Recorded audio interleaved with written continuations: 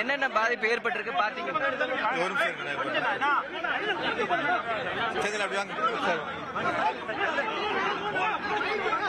அவங்க வழி விடுங்க சார், அவங்க வழி விடுங்க, மத்தவங்க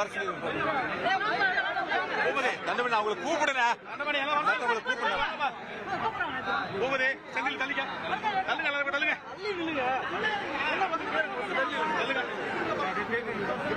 வேற யாருன்னா எங்கடா இருக்காங்க? வர சொல்லுங்க. இங்க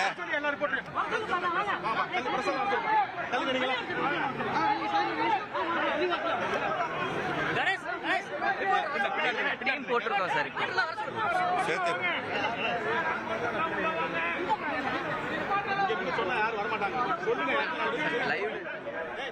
கரூரில் இருக்கக்கூடிய மருத்துவக் கல்லூரி மருத்துவமனையில் பலரும் அனுமதிக்கப்பட்டிருக்காங்க. உயிரிழந்த 31 பேருடைய உடலும் அங்கே கொண்டு வரப்பட்டிருக்கு. நாளைக்கு அவங்களுடைய உடல் ஒப்படைக்க ஏதுவாக மருத்துவமனைக்கு பல மாவட்டங்களில் இருந்து அவங்களுடைய போஸ்ட்மார்ட்டத்துக்காக மருத்துவர்கள் வரவழைக்கப்பட்டிருக்கதா அமைச்சர் சொன்னார். களத்தில் இருக்கிறது முன்னாள் அமைச்சர் திரு செந்தில் பாலாஜி, சட்டமன்ற உறுப்பினர். மருத்துவமனையில் பார்த்துருக்காரு. ஒரு அம்மா தன்னுடைய குழந்தைய கட்டிப்பிடிச்சு கடைசி முத்தம் கொடுக்கறத பார்க்க முடிஞ்சுச்சு.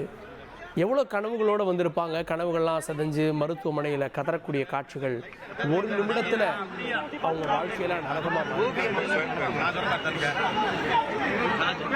கரூரில் நடைபெற்ற அரசியல் கட்சியினுடைய கூட்டத்திற்கு சென்றவர்கள் கூட்ட நெரிசலில் சிக்கி இதுவரை 31 பேர் இறந்திருக்கின்றார்கள்.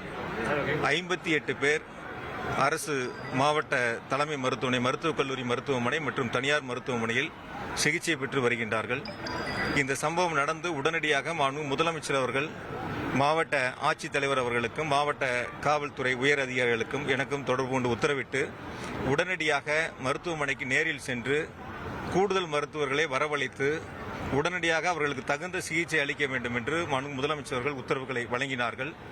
மாண்புமிகு பள்ளிக்கல்வித்துறை அமைச்சர் அவர்களும் மாண்புமிகு சுகாதாரத்துறை அமைச்சர் அவர்களையும் உடனடியாக நேரில் செல்வதற்கு உத்தரவிட்டு அவர்கள் இப்பொழுது வந்து கொண்டிருக்கின்றார்கள். நாளை காலை முதலமைச்சர் அவர்கள் இங்கு நேரில் வருகை தந்து இந்த பாதிக்கப்பட்ட மக்களை சந்திப்பதற்காக வருகை தர இருக்கின்றார்கள். எனவே இப்பொழுது இருப்பது 42 பேர், 46 பேர் தனியார் மருத்துவமனையிலும் 12 பேர் மாவட்ட மருத்துவக் கல்லூரி மருத்துவமனையில் சிகிச்சை பெற்று வருகின்றார்கள். நம்முடைய மாவட்டத்தினுடைய மாவட்ட மருத்துவக் கல்லூரி மருத்துவமனையில் பணியாற்றக்கூடிய அனைத்து மருத்துவர்களும் இப்பொழுது உடனடியாக பணிக்கு வரவழைக்கப்பட்டு சிகிச்சை அளித்துக் கொண்டிருக்கின்றார்கள். கூடுதலாக நாமக்கல் மற்றும் சேலம் மாவட்டங்களிலிருந்து மருத்துவர்களை வரவழைப்பதற்கு உத்தரவிடப்பட்டு இன்று இரவே அவர்கள் அனைவரும் இங்கு வந்து சிகிச்சை அளிப்பதற்கு வருகை தந்து கொண்டிருக்கிறார்கள். மெடிக்கல் டீம் போட்டிருக்காங்க சார். ஏன்னா மெடிக்கல் காலேஜ்ல ஒரு குறிப்பிட்ட அளவு தான் டீம் இருக்கும். இப்ப நிறைய பேர் வந்திருக்கனால என்ன மாதிரி மெடிக்கல் எல்லா டாக்டர்ஸும் டியூட்டி ஷிப்ட்ல இருப்பாங்க. எல்லா டாக்டர்ஸும் இப்ப டியூட்டிக்கு வந்துட்டாங்க. கூடுதலா நாமக்கல் மற்றும் சேலத்துல இருந்து கூடுதல் மருத்துவர்கள் இப்ப வந்துகிட்டு இருக்காங்க. தேவையான அளவுக்கு மருத்துவ மாத்திரைகள் உபகரணங்கள் எல்லாமே இருக்கு. மருத்துவர்களும் இருக்காங்க.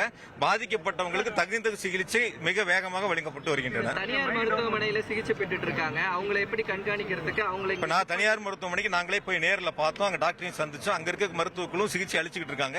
அவங்களையும் பார்த்து அவங்க கிட்ட சொல்லிட்டு வந்திருக்கிறோம். எந்த சிகிச்சைகள் இருந்தாலும் சரி தனியார் மருத்துவமனை அனுமதிக்கப்பட்டவங்களுக்கு அவங்க கிட்ட எதுவும் கட்டணம்லாம் வாங்காதீங்க, நாங்க பாத்துக்கிறோம் சொல்லியிருக்கிறோம். இந்த தகுந்த சிகிச்சை கொடுத்துக்கிட்டு இருக்காங்க. உயர் சிகிச்சை தான் கொடுக்குறாங்க. முதலமைச்சர் தான் உத்தரவிட்டாங்க. மாவட்ட ஆட்சியர் காவல்துறை அதிகாரிகள் நேரில் இருந்து அவங்களுக்கு தேவையான அனைத்து உதவிகளையும் செய்யணும், உயர் சிகிச்சை கொடுக்கணும் அப்படிங்கிறது முதலமைச்சருடைய ஆணை. குழந்தைகள் நிறைய பேர் இருக்கிறத பார்க்க முடியுது. அவங்களுக்கு சிறப்பு சிகிச்சைக்கு எல்லாத்துக்குமே தனித்தனியா சிகிச்சை. எல்லா சம்பந்தப்பட்ட குழந்தைகள் சம்பந்தப்பட்ட மருத்துவர்களும் இப்ப பணியில் இருக்காங்க. முழுவதுமா மருத்துவக் கல்லூரி சேர்ந்திருக்கக்கூடிய அனைத்து மருத்துவர்களும் இப்ப பணிக்கு திரும்பி இருக்காங்க, சிகிச்சையில இருக்காங்க. இப்ப இறந்தவங்க குழந்தைங்க பெண்கள் இருக்காங்க. மொத்தம் 31 பேர் இருந்திருக்காங்க சார். அதுல கொஞ்சம் குழந்தைகளும் இருக்காங்க, பெண்கள் இருக்காங்க. அதனால இப்ப அது சம்பந்தம் இப்ப பாத்துட்டு இருக்கோம். ஏன்னா தொடர்ந்து இப்ப சிகிச்சை கொடுத்துட்டு இருக்காங்க. எந்தவித மீண்டும் கூடுதலாக எந்தவித உயிர் சேதம் ஏற்படாத அளவிற்கு மாவட்ட நிர்வாகம் அரசு மருத்துவமனை மருத்துவக் கல்லூரி மருத்துவமனை விரைவாக சிகிச்சை கொடுத்துட்டு இருக்காங்க.